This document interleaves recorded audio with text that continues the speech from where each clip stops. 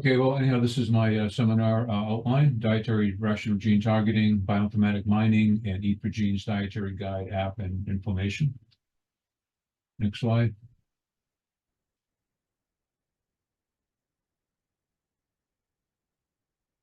Much of the world's population suffers from chronic disease leading to pain and suffering. The vast majority of health spending. Unfortunately, pharmaceutical drug treatments have reduced suffering, of course, and done great things in many ways, save many lives, but they can often be expensive, especially new drugs, and can include a wide range of side effects. So lower cost and healthier treatment, as well as preventative approaches, are an important goal of healthcare worldwide. And as we all know, healthy diet is one such option. Next slide.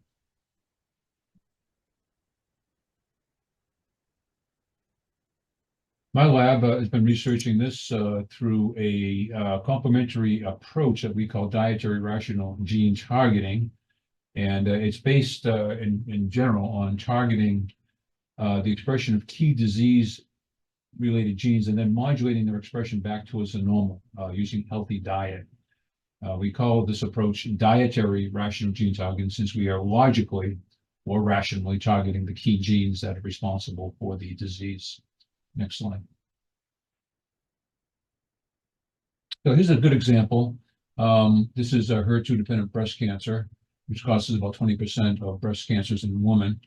And it's treated by different pharmaceutical drugs, especially Herceptin, or lapatinib would be another one.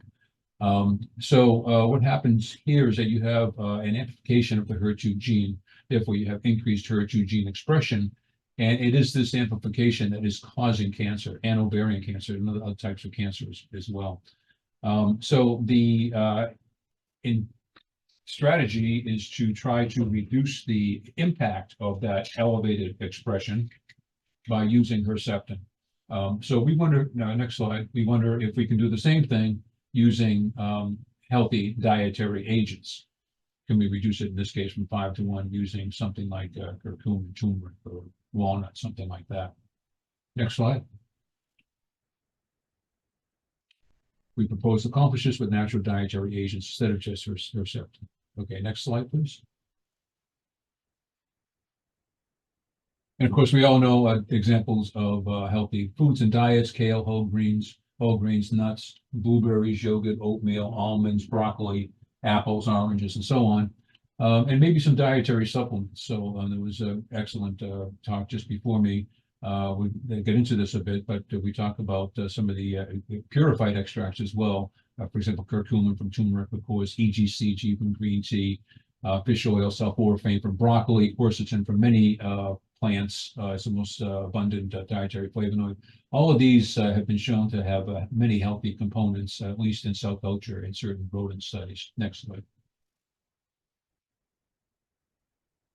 So potential benefits: it slows the disease process for our approach, prevents or slows the onset of different diseases, lowers and probably much lower, leads to much lower treatment cost, and potentially drug treatment toxicity, overall contributing to health, including long-term recovery. So this is something that's good down the line for many years.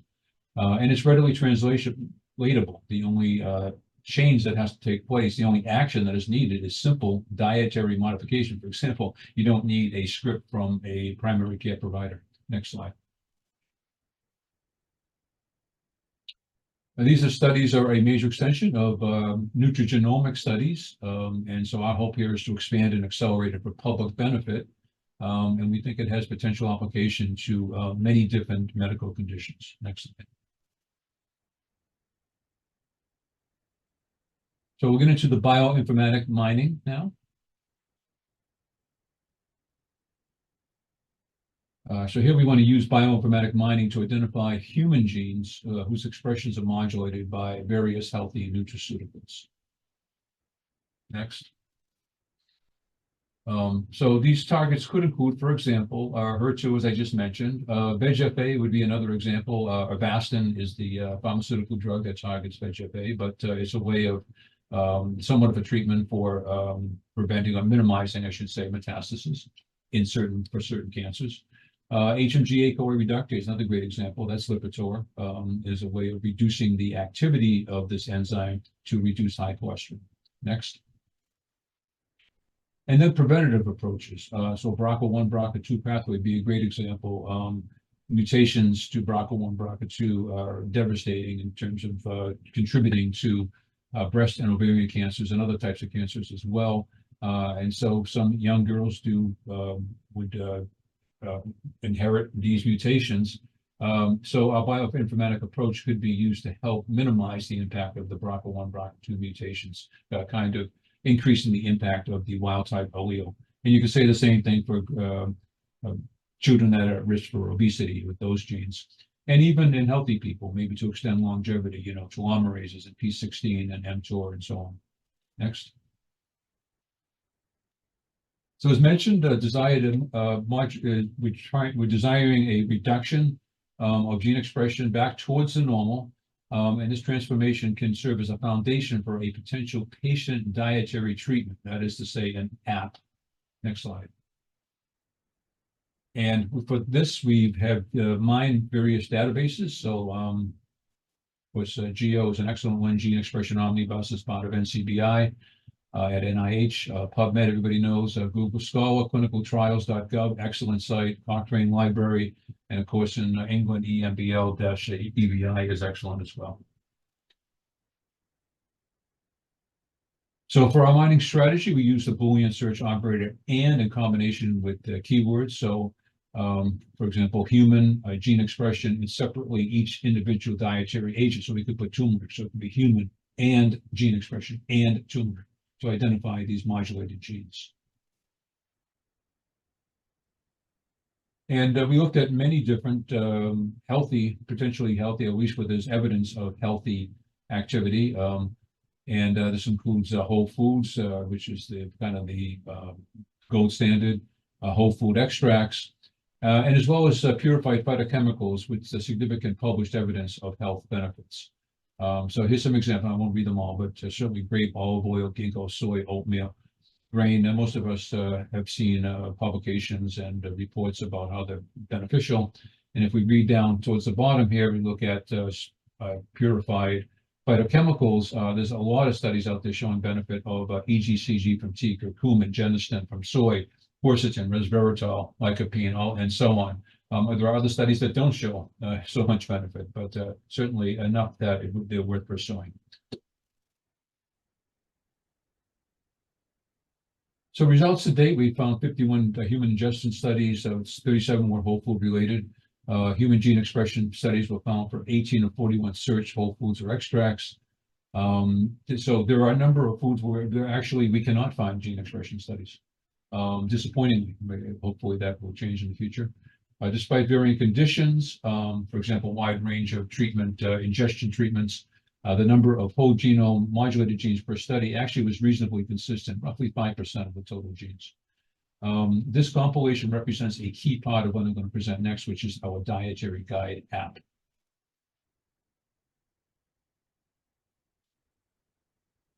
So here is a summary of the studies. For example, grapes, you can see used in this case, they're looking at gene expression in peripheral blood mononucleosides, PBMCs, which is the main target that people usually obtain when they're trying to get do in vivo studies. It's the least invasive, but other types of tissues and cells as well. And you can see a wide range of dietary time as well. In this case, it was grapes were given for 3 weeks. Other times it can be for multiple months. Other times it can just be for hours. On average, we're looking at about 2 weeks. Next. And same thing with the purified phytochemical ingestion gene expression studies. We're looking at different types of cells that were used to assess gene expression, be it RNA-seq or gene arrays or differential display. Curcumin here, DIM is a byproduct of broccoli, EGCG. Again, looking at a wide range of dietary agents that have shown benefit, at least in some cases, and ingestion is for different times, looking at different tissues. So finally, let's look into this, taking all this information and putting it together as part of a dietary guide, which we call Eat4genes. And I also want to use inflammation as an example of this. I see, for example, Dr. Switke is going to be talking about this. I think this overlaps very well with his presentation. Next slide. Mining has allowed us to compile enough data to start building this dietary app.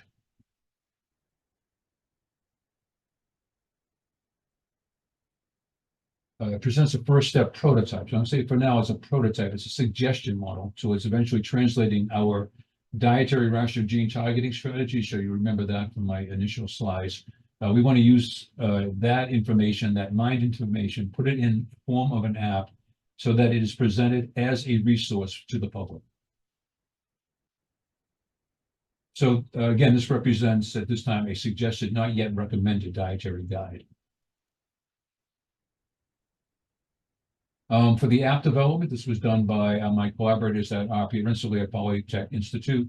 Dr. Bennett and Dr. Erickson oversaw that. They used the R-Shiny platform to construct a public web to allow users to interact, query, and visualize data. Again, we call this Eat4genes. The app identifies foods, and we did emphasize whole foods and extracts that modulate any pathology risk gene of interest. So again, HER2 would be an example, VEGF-A, HMG, CoA reductase. And it's intended to eventually progress to a resource for patients, for healthcare providers in advising patients, to a general community who can go to this resource anytime they want if they're curious. For example, maybe their cholesterol is borderline, they're looking for some kind of healthy dietary agent that will reduce it. And even for researchers, so like myself, help guide us into the best studies, the best clinical studies towards helping the public. And this is what it looks like over here. I just read the middle part. 60% of Americans have at least one chronic disease, and a third of the world's population has more than one. I mean, that's an incredible statistic, a sad statistic. And these are responsible for the vast majority of healthcare spending as well. That's the reality. Eat4genes is a dietary guide that aids in selection of healthy diet to help treat and prevent numerous pathologies and conditions. Next. And this is a basic thumbnail sketch of the app. If we start from the homepage I just mentioned, we could select either by condition or by gene. So for example, if we wanted to select by inflammation, I'm going to use that as an example. We could then look at, subdivide that into food guides, targeted genes that are critical, a full report, and then links to all the key papers. Or we could select a key gene on the homepage, for example, HER2. To illustrate the use of this app for patients, we'll provide an example of someone with inflammation consulting our app.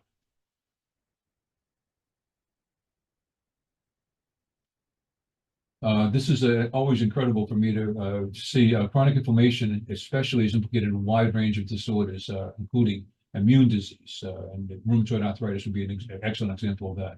But not just these types of autoimmune diseases or inflammatory diseases in joints, obesity, Alzheimer's, cardiovascular disease, some certain types of cancers, diabetes, asthma, liver, interferonopathies, and many more. It's just astounding to see how many different disorders are associated with inflammation. And this is also an amazing and sad statistic. It is involved in most leading causes of deaths today, certainly in the US, but many around the world as well. And as you would expect, high associated costs. So if we're talking about, for example, Humira is a well-known pharmaceutical drug, does well, but it's extensively used in targeting autoimmune disease, but it's very expensive and has side effects. So can we do something better, with the healthy dietary agents?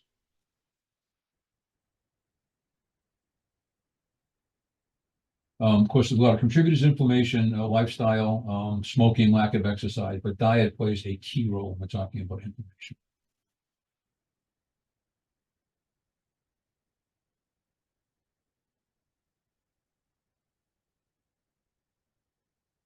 So in this case, we're looking at, we're selecting right from the homepage. So conditions, diseases, we can either select that or disease. In this case, it's going to be the condition. And so under that, we select general inflammation. And of course, gene regulation, down regulation is the process where we're talking about reduction of the gene product, usually RNA, but we're interested in protein as well, very much as well. Up regulation, the opposite. So if we're looking here, we see in cases of things that are found to be beneficial for general inflammation, we have found papers where COX-2, that's PTGST, COX-2, interleukin-6, NLRP3, which is part of the inflammasome. All of these guys have been found to be downregulated. That's promising in terms of preventing inflammation, reducing inflammation, and therefore treating different disorders. And this just shows it in a little bit more detail as part of our app, but you can see the expression that's going on. You can see the exact genes that they have, all the different genes, all the different papers.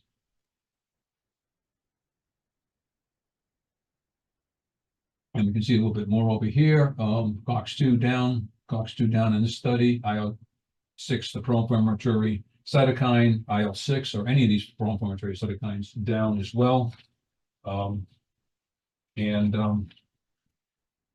We can see NLRP3 is also down. And here we're looking at different ways to assess things. We can see that this thumbnail sketch, and we can just do a mouse over. It shows all the different, this is a bubble plot. It shows you the different types of dietary agents, healthy agents, whole foods, for example, that have beneficial effect.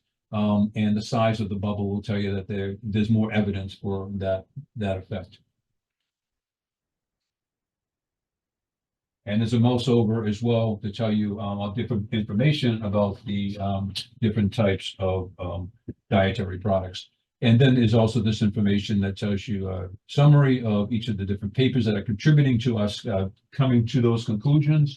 And it also gives you a URL hyperlink that you can go to the study.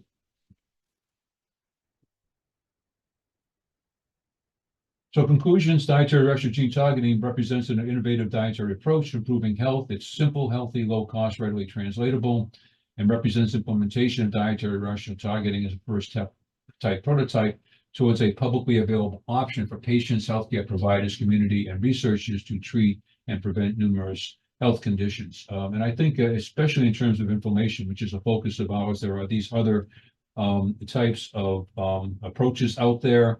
Dietary inflammatory index, for example, is out there looking at different types of pro-inflammatory cytokines in the bloodstream as an indicative of inflammation, but it has a number of different limitations. This EDIP, this DIS, these are all different types of approaches to assessing inflammation, but certainly our dietary rational gene targeting approach, our Eat4genes app, I think is something that could contribute either as a standalone or in combination with these other types of indexes that are out there. So future studies, we want to extend our new Eat4genes app. It's public as a first step prototype, and we want to extend it to a dietary recommendation guide. In other words, from a suggestion to a dietary recommendation guide. So to do that, we're now focusing on inflammation so that we might be able to transition to the recommendation guide in at least one area, that is inflammation. And we want to do this using a multi-omics approach. So we've got the genomics that represents much of our Eat4genes app, but we've done a good amount of proteomics. I mentioned other indexes that are out there, such as the dietary inflammatory index that have focused just on protein and pathways analyses as well. I think a combination of these different things is the way to go, the multi-omics approach. And bottom line, assessing disease progression, survival, and quality of life in individuals with health conditions using our app to see if there's improvements. And so I want to thank all these individuals from my lab. In yellow, these are the people that have worked on the inflammatory project. And we're talking about Tara here, Dipti, Shazan, Priya, Shazneen, Devon, Abby, Alex, Linda, Peter, Natasha, Veda, Dejana, Shantanu, and Diego, three of them are now working in my lab. Thank you very much.